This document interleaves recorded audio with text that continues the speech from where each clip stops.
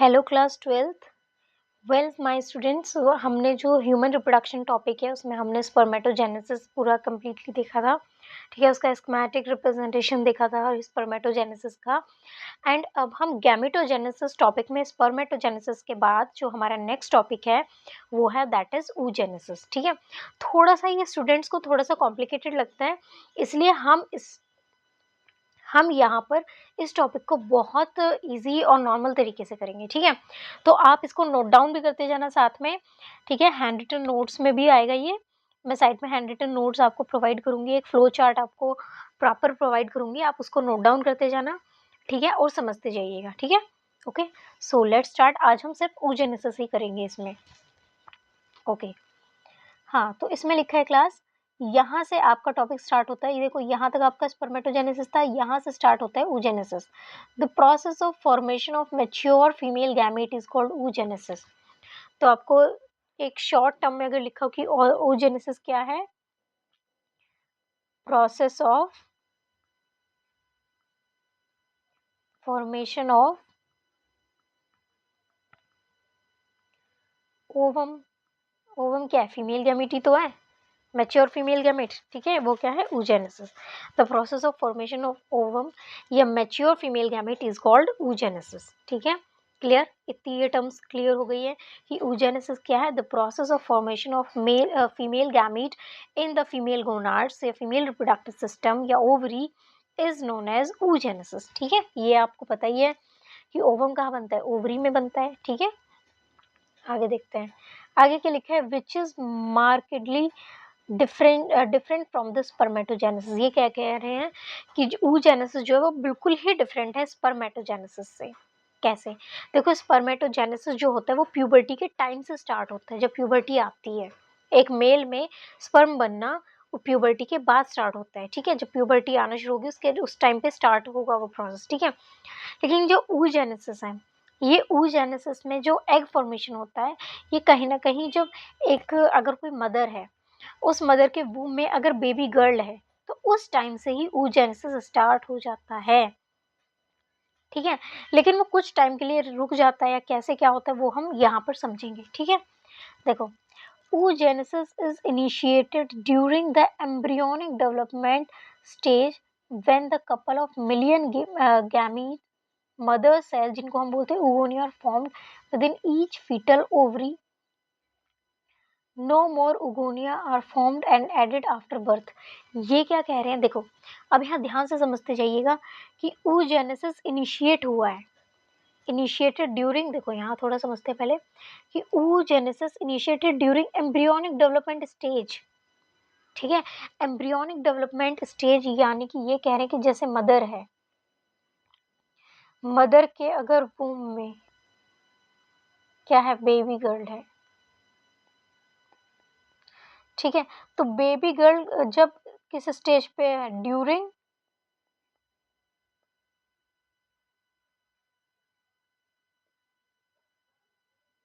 Embryonic development, यानी जब वो बेबी गर्ल एक एम्ब्रियो है तभी से स्टार्ट हो जाता है। यानी कि मदर के वूम में जो बेबी गर्ल वो एम्ब्रियो है तभी से स्टार्ट हो जाता है। ये यहाँ यही कह रहे हैं कि oogenesis is initiated during embryonic development stage when a couple of million gametes mother cells. Mother cell किसको कहा गया है? oogonia को। ठीक है, तो एम्ब्रियोनिक डेवलपमेंट के टाइम पर क्या होते हैं? बहुत सारे oogonia बन जाते हैं। oogonia formed, एक second, oogonia formed in fetal ovary। यानी कि जो अभी फीटस है, जो एम्ब्रियो है, अभी अभी एम्ब्रियो बन के एम्ब्रियो में डेवलपमेंट हो रहा है। ठीक है, उस टाइम पे उस बेबी गर्ल जो अभी वूम में है, एम्ब्रियोनिक डेवलपमेंट हो रहा है जिसमें उसकी जो ओवरी है उसमें बहुत सारे oogonia बन जाएंगे। oogonia को ही क्या कह रहे हैं यहाँ पर? Mother cell. ठीक है, देखो, ठीक है, तो oogenesis is initiated during embryonic development stage when the couple of million gamete mother cells oogonia are formed within each fetal ovary। fetal ovary यानी कि इस बच्चे की ओवरी में बनना शुरू हो जाते हैं बहुत सारे ओगोनिया, जिनको गैमीट मदर सेल या मदर सेल्स भी बोलते हैं। ठीक है, आगे क्या है, these cells starts division and enter into the prophase 1 of meiotic division and get temporarily arrested at this stage। ठीक है, ये सेल्स क्या होते हैं, ये डिवीजन इनमें स्टार्ट होता है, इन वाली सेल में, किसमें, ऊगोनिया में डिवीजन स्टार्ट होता है और प्रोफेज 1 में आ जाती है, इनमें मियोटिक डिवीजन होता है। ठीक है, प्रोफेज 1 में आके वो रुक जाती हैं। ठीक है, जिसको हम बोलते हैं कि प्राइमरी oocyte। ठीक है, अब देखो, आपको पहले ये बताइए, आपको इतनी चीज़ क्लियर हो गई? ठीक है, आई गेस आपको इतनी चीज़ क्लियर हो गई होगी कि oogenesis कब स्टार्ट होता है एक बेबी गर्ल में, एक फीमेल में, जब वो अपने मदर के वूम में होती है और एक बेबी गर्ल होती है, तब वो फीटस होती है, एम्ब्रियोनिक डेवलपमेंट हो रहा होता है, उस टाइम पर उसमें बहुत सारे उगोनिया बनने लगते हैं। ठीक है, तो इसको एक बार और अच्छे से समझ लेते हैं। ठीक है, अब इसको हम सिमेट्रिक रिप्रेजेंटेशन में देखेंगे, फ्लो चार्ट फॉर्मेट में देखेंगे। ठीक है, एक सेकेंड क्लास। ठीक है, बहुत अच्छे से समझना है ये टॉपिक, क्योंकि इसमें oogenesis से एक ना एक क्वेश्चन आना बहुत ही, ये कह लो कंपलसरी है। मतलब बोर्ड ने सोच रखा है कि भाई एक क्वेश्चन तो oogenesis से डालना ही है, चाहे वो ऑप्शनल हो, थ्योरी में हो, 1 मार्क हो, 2 मार्क्स हो, ऑप्शनल हो, कैसा भी हो, मतलब। ठीक है, देखो क्लास, अब हम इसका चार्ट भी समझते हुए चलेंगे कि देखो, जैसे एक फीमेल फिटस है, ठीक है, तो उसके अंदर ऊगोनिया है। ऊगोनिया क्या है, गैमीट मदर सेल। ठीक है, ऊगोनिया हम कह लेते हैं कि ये है ऊगोनिया। ऊगोनिया में 46 क्रोमोसोम्स होते हैं। ठीक है, हम इसको ऐसे प्रेजेंट करेंगे। अब क्रोमोसोम न्यूक्लियस के अंदर होते हैं, तो हम इसको ऐसे प्रेजेंट करेंगे, और बाहर ये क्या है, साइटोप्लाज्म। ठीक है, तो डबल लेयर हमने इसलिए बनाई है। तो ये ऊगोनिया है। ठीक है, ऊगोनिया में क्या होगा, मल्टीप्लिकेशन होगा। ये क्या हुआ है, ये क्या है, जब एक वो फीटस है। ठीक है, अभी हम देखेंगे, रुक जाओ। इसमें क्या होगा, मल्टीप्लिकेशन होगा। क्या मल्टीप्लिकेशन, माइटोसिस होगा।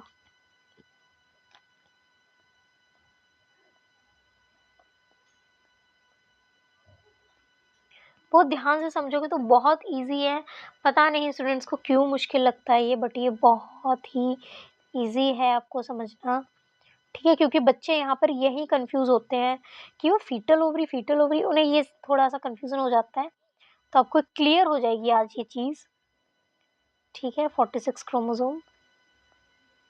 देखो क्लास, ये क्या है, ये इसमें क्या हुआ है, ये माइटोसिस हुआ है। ठीक है, उगोनिया, जिनको गैमीट मदर सेल भी बोला है। ठीक है, और ये कब हुआ है, ये पूरा प्रोसेस क्या है, ये पूरा जो प्रोसेस हुआ है, ये इन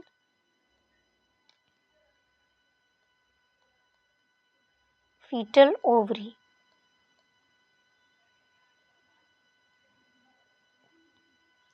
ठीक है, फीटल ओवरी, जब एक फीमेल क्या है, फीटस है।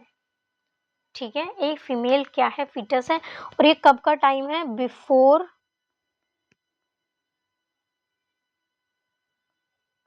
बर्थ, किसके, ऑफ बेबी गर्ल।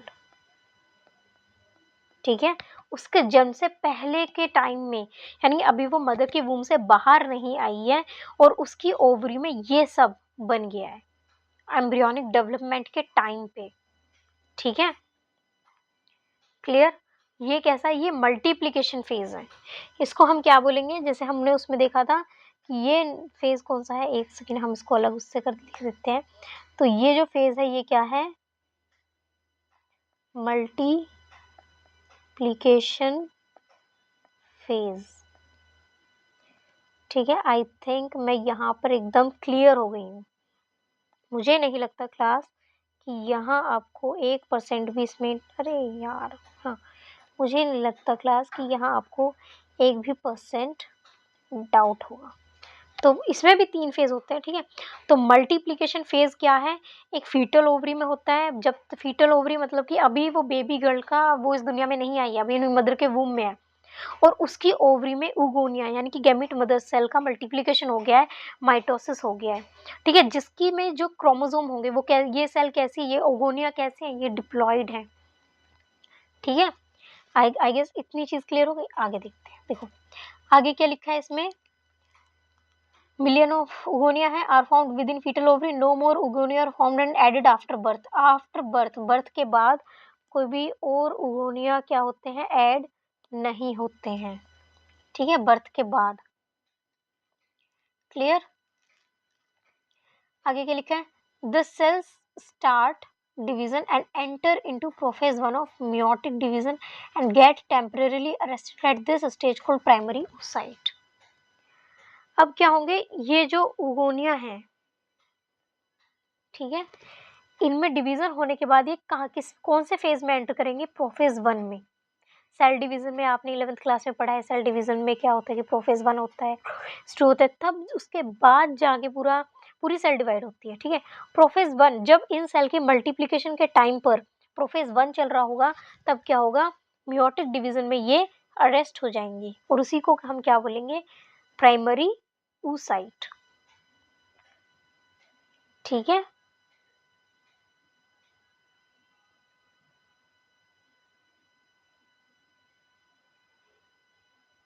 एक सेकेंड क्लास, एक सेकेंड माय डियो, एक सेकेंड। हाँ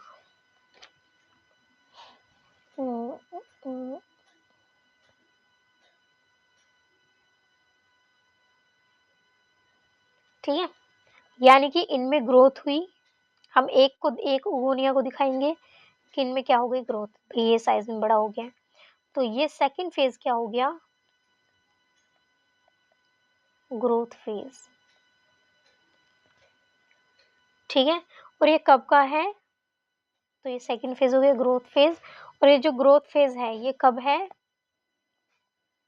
आफ्टर बर्थ, यानी कि बर्थ के बाद इनमें कोई मल्टीप्लिकेशन नहीं होगा क्लास, ये जो मल्टीप्लाई हो गए ना उगोनिया, अब ये और आगे नहीं बढ़ेंगे, तभी तो लिखा है इसमें कि आफ्टर बर्थ और उगोनिया एडेड नहीं होंगे, बस जो उगोनिया है बस उनमें ही क्या होगी, उनमें ही ग्रोथ हो जाएगी बस, ठीक है। तो इसको हम क्या बोलेंगे, यानी प्रोफेज 1 में वो अरेस्ट हो गए हैं माइटोसिस की उसमें, ठीक है, मियोटिक डिवीजन के उसमें, ठीक है, अरेस्ट हो गए एट दिस स्टेज पर। और इसको हम क्या बोलेंगे, ये क्या है, ये तो उगोनिया थे सारे, ठीक है, इसको हम क्या बोलेंगे, एक सेकंड में कलर चेंज कर लेती हूँ ताकि कंफ्यूजन ना हो आपको, इसको हम क्या बोलेंगे, प्राइमरी, एक सेकंड क्लास, इसको हम क्या बोलेंगे, प्राइमरी oocyte, ठीक है, प्राइमरी oocyte बोलेंगे कि अब क्या है, ये ग्रोथ फेज में चली हुई है, ठीक है। इस यहीं पर क्या हो गया, बर्थ, चाइल्डहुड वगैरह सब यहीं पे जाएगा। उसके बाद अब देखो उसके बाद क्या होता है, ठीक है, उसके बाद इसको आगे चलते हैं, कलर चेंज कर लेते हैं, ओके माय डियर फ्रेंड्स, उसके बाद की बात देखते हैं। थोड़ा ऐसा कलर लेते हैं जो उसमें भी क्लियरली दिखे। उसके बाद क्या लिखा है, ईच प्राइमरी oocyte, ये तो इसमें दिख ही नहीं रहा है, each primary oocyte then gets surrounded by a layer of granulosa cells is called primary follicle, ठीक है। A large number of these follicles degenerate during phase from birth to puberty, therefore at puberty only 60,000 and 80,000 primary follicles are left in each ovary, ठीक है। अब ये क्या कह रहे हैं कि जो प्राइमरी oocyte होता है वो बहुत सारी लेयर से क्या होने लगता है, सराउंड होने लगता है, क्योंकि ग्रोथ फेज का मतलब क्या है कि बहुत सारे, देखो ग्रोथ फेज का मतलब क्या है कि इसमें बहुत सारी लेयर्स ऐड होती चली जाएंगी, ये बड़ा होता चला जाएगा, ठीक है, तभी तो बड़ा लगेगा ये प्राइमरी oocyte से सेकंड, सॉरी उगोनिया से प्राइमरी oocyte इस क्यों बड़ा है, क्योंकि इसमें बहुत सारी लेयर्स बनना शुरू हो जाएंगी, ठीक है, जिनको हम बोलते हैं ग्रेन्युलोसा सेल्स, जो जैसे ये दाने दाने नहीं दिख रहे हैं इसमें, देखो जैसे इसमें ओवरी में दिख रहे हैं ये, ठीक है, ये जो दिख रहे हैं, ठीक है, इसमें यहाँ पर देखो, यहाँ ये ओवरी का स्ट्रक्चर है यहाँ पर, तो इसमें क्या कह रहे हैं कि बहुत ज़्यादा फॉलिकल्स क्या होंगे, डीजेनरेट होंगे इस फेज़ में, और बर्थ से प्यूबर्टी तक, ठीक है, प्यूबर्टी तक लगभग 60,000 से 80,000 प्राइमरी फॉलिकल बचेंगे हर एक ओवरी में, ठीक है। मतलब ये रेंज है। बायोलॉजी में कोई भी चीज़ एकदम 100% फिक्स नहीं होती है, रेंज होती है हमेशा, ठीक है। ये रेंज है, ओके, कि इतने से इतने फॉलिकल्स उसमें बचेंगे, यानी कि लेयर बन के क्या होगा, ग्रोथ फेज में आ जाएगा, ठीक है। अब देखो क्लास, जब ये ग्रोथ फेज में जाएगा,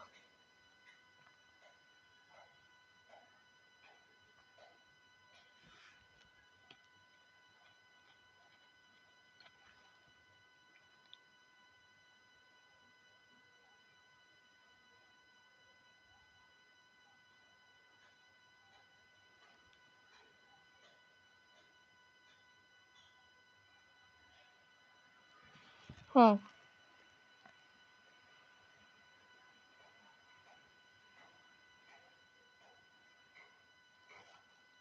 देखो जब ये ग्रोथ फेज में जाएगा क्लास, तो यहाँ ये जो पार्ट है, ये प्राइमरी oocyte क्या बनेगा, पहले प्राइमरी oocyte ही कहलाएगा, प्राइमरी फॉलिकल। एक सेकेंड, कोई नहीं, पेशेंस के साथ करेंगे और हर एक चीज़ एकदम क्लियर करके। क्लास मैं ये चाहती हूँ कि आपको 1% भी डाउट ना हो। अरे यार क्या हो गया ये, एक सेकेंड।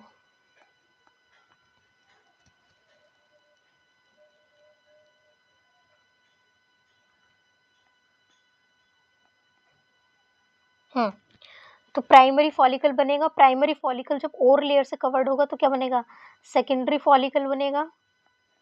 सेकेंडरी फॉलिकल जब और बड़ा होगा, और लेयर से कवर होकर बड़ा होगा, तो क्या बनेगा, टर्शरी फॉलिकल बनेगा, ठीक है। इतनी चीज समझ में। तो इसमें क्या कह रहे हैं कि प्यूबर्टी के टाइम तक इतने बच जाते हैं, और ये बर्थ के बाद की बात है, और अभी तक ये प्यूबर्टी में आई नहीं है, यहाँ पर फीमेल अभी तक ये प्यूबर्टी में नहीं आई है।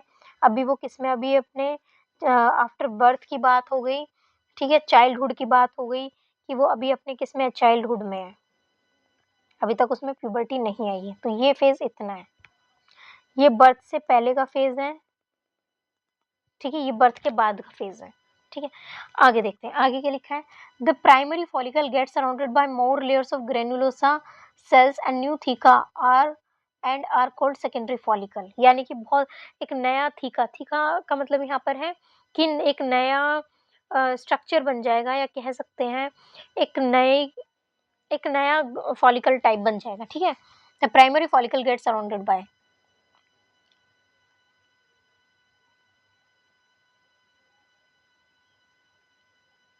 ठीक है, ईच प्राइमरी oocytes, देखो यहाँ क्या लिखा है, each primary oocyte then get surrounded by layer of granulosa cells and primary follicle. वही जो भी मैंने बताया, देन और ज़्यादा लेयर से वो बनता है, ग्रेनुलोसा सेल से और ज़्यादा कवर होगा तो सेकेंडरी फॉलिकल बनेगा। Then secondary follicle soon transform into tertiary follicle which is characterised by a fluid filled cavity called antrum. जो टर्शियरी फॉलिकल है, देखो यहाँ पर देख सकते हैं आप कि ओवरी का स्ट्रक्चर है, तो ओवरी में ये प्राइमरी फॉलिकल है, यहाँ पे दिख रहा है, ये क्या है, इसमें सेकेंडरी फॉलिकल कहाँ है, ये इसका क्या है, सेकेंडरी फॉलिकल है, ठीक है, ये यहाँ से बन के बाद में आएगी, और ये क्या है, इसका टर्शरी फॉलिकल है, ठीक है, टर्शरी फॉलिकल है, और ये ग्राफियन फॉलिकल है। तो ये फॉलिकल्स बनते हैं, ये ग्रोथ फेज के टाइम पे बनते हैं, ठीक है, ग्रोथ फेज के टाइम पे बनते हैं। आगे देखते हैं क्लास, तो इतना समझ में आया। तो टर्शरी फॉलिकल में एक कैविटी होती है, ये जिसको हम बोलते हैं क्या, एंट्रम। ये कैविटी है, ये ग्रेनुलोसा सेल्स है, ब्लैक ब्लैक जो डॉट्स दिख रही हैं आपको, ये ग्रेनुलोसा सेल्स है, और ये क्या है, एंट्रम, कैविटी बन जाती है इसमें, ठीक है। तो फ्लूइड फिल्ड कैविटी होती है, उसमें फ्लूइड भरा होता है, ठीक है। आगे क्या लिखा था, theca layer is organised into an inner theca interna and outer theca externa, ठीक है। जो इनर लेयर होती है उसको हम इंटरना बोलते हैं, और आउटर लेयर जो होती है इस स्ट्रक्चर की, इसको हम बोलते हैं एक्सटर्ना, ठीक है। आगे क्या लिखा है, it is important to draw your attention that it is at this stage that the primary oocyte within the tertiary follicle grows into size and complete its first meiotic division. अब इसके बाद जब टर्शियरी फॉलिकल बन गया यानी कि growth phase हो गया इसमें कंप्लीट, ठीक है, इसके बाद क्या होता है कि फर्स्ट मियोटिक डिवीजन होगा, ठीक है। तो ये जो सेल है इसमें क्या होगा, इसको यहाँ तक ले जाते हैं हम, यहाँ तक ले जाते हैं हम, इसमें क्या होगा, फर्स्ट मियोटिक डिवीजन, ठीक है, यानी कि क्या है, मियोसिस 1, ठीक है। तो ये वाली स्टेज कब की है, after puberty,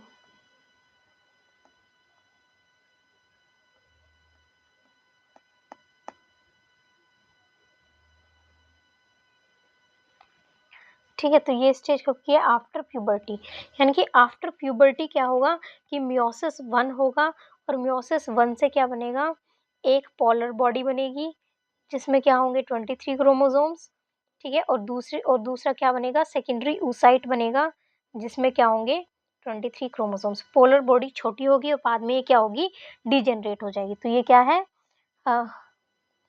first polar body, आप नोट डाउन करते जाइएगा, ठीक है, फर्स्ट पोलर बॉडी। और ये क्या है, सेकेंडरी oocyte।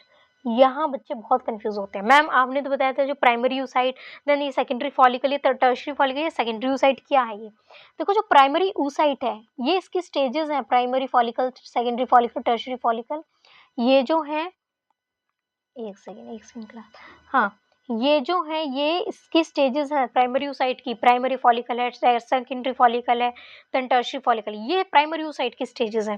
देन जब ये टर्शियरी फॉलिकल कंप्लीट होगा, प्राइमरी oocyte की थर्ड स्टेज जो है टर्शियरी फॉलिकल बनके जो खत्म होगी, उसके बाद ये एंटर करेगा किसमें, सेकेंडरी, इसमें प्यूबर्टी आ जाएगी फीमेल में तब तक।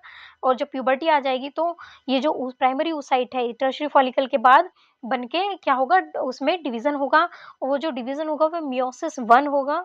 और मियोसिस 1 के बाद एक सिंगल पोलर बॉडी बनेगी जो कि डिजेनरेट हो जाएगी बाद में, और सेकेंडरी oocyte बनेगा, ठीक है। सेकेंडरी oocyte बन जाता है, और जब तक एक फीमेल की मैरिज नहीं होती, या कह लो कि जब तक वो उसमें जब तक वो सेक्सुअल इंटरकोर्स में नहीं जाती है, तब तक उसमें क्या होगा, सेकेंडरी oocyte ही रहेगा, ठीक है। तो फीमेल्स में जो अनमैरिड फीमेल्स होती हैं उनमें क्या होता है, जो सेकेंडरी oocyte, जो पीरियड्स के टाइम पर जो एग निकलता है बाहर, हम बोलते हैं ना कि ओव्यूलेशन हो गया है, वो एक्चुअल में क्या रिलीज होता है, हमारा सेकेंडरी oocyte रिलीज होता है। और देखो सेकेंडरी oocyte रिलीज कब होगा, यहाँ देखो, ग्राफियन फॉलिकल बन जाएगा, टर्शियरी के बाद कौन सा बनता है, टर्शियरी के बाद बनता है ग्राफियन फॉलिकल, ठीक है, ग्राफियन फॉलिकल। तो इसके बाद बनता है कौन सा, ग्राफियन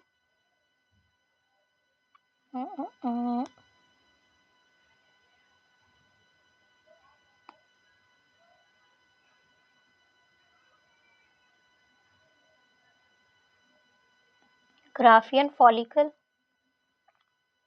और ग्राफियन फॉलिकल के बाद जब फीमेल प्यूबर्टी के में आएगी, और प्यूबर्टी में आने के, प्यूबर्टी जब आती है फीमेल को, तो प्यूबर्टी के टाइम पे एक ग्राफियन फॉलिकल क्या होगा, उसमें डिवीजन होगा, और ग्राफियन फॉलिकल के बाद क्या बनेगा, एक पोलर बॉडी बनेगी, और सेकेंडरी oocyte, यहाँ दिख रहे हैं ना, सेकेंडरी oocyte रिलीज हो गया है, ठीक है, सेकेंडरी oocyte रिलीज हो जाएगा। और सेकेंडरी oocyte ये होता है जो मेंस्ट्रुएशन क्यों आते हैं, क्योंकि फर्टिलाइजेशन नहीं हुआ है, फर्टिलाइजेशन नहीं हुआ है इसकी वजह से वो सेकेंडरी oocyte बाहर आ जाता है, ब्लड शेड होता है, यूट्रस की लाइनिंग ब्रेक होती है, और यूट्रस की लाइनिंग के साथ सेकेंडरी oocyte भी बाहर आ जाता है। लेकिन अगर अगर एक फीमेल की मैरिज हो जाती है, तो जो सेकेंडरी oocyte है, थोड़ा सा ऊपर कर लेते हैं, जो सेकेंडरी, देखो यहाँ समझने वाली बात है, ये स्टेज है after fertilisation,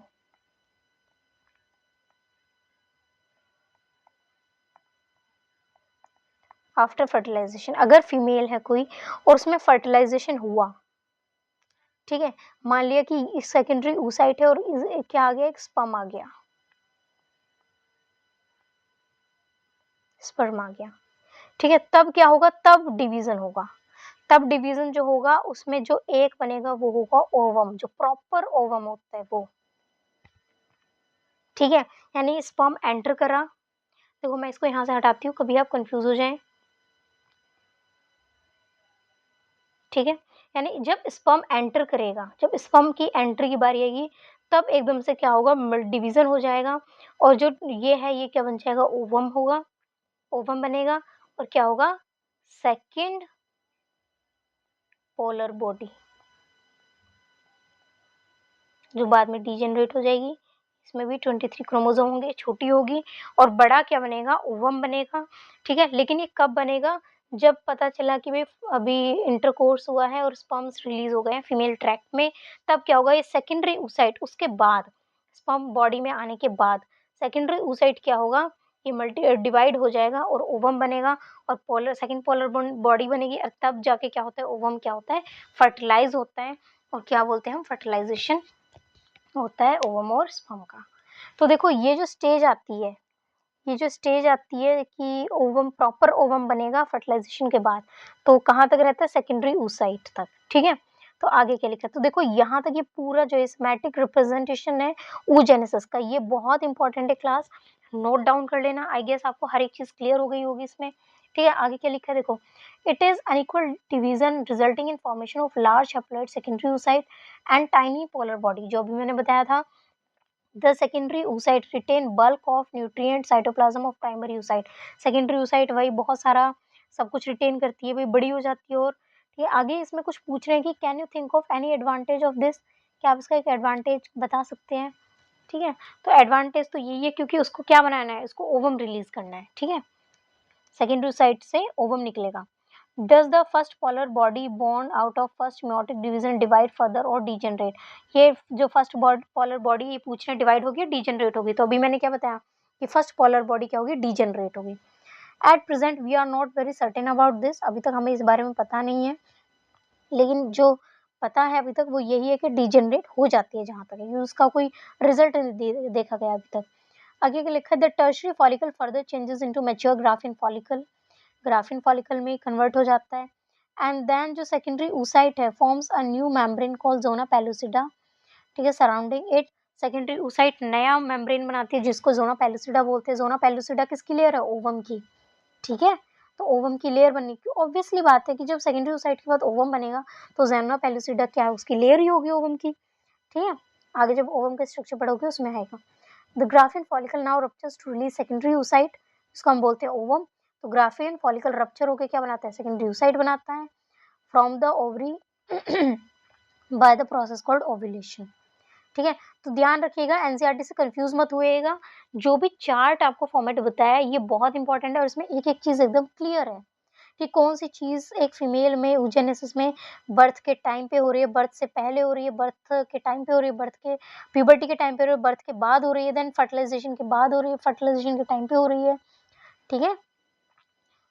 can you identify major difference between spermatogenesis oogenesis पूछा डिफरेंस, ये आप मुझे बताइएगा, आपने दोनों पढ़ लिया अब, ठीक है। एक डायग्रामेटिक रिप्रेजेंटेशन दिया हुआ है स्पर्मेटोजेनेसिस और oogenesis का, ठीक है, आपके एनसीईआरटी में, वो देखेंगे अभी।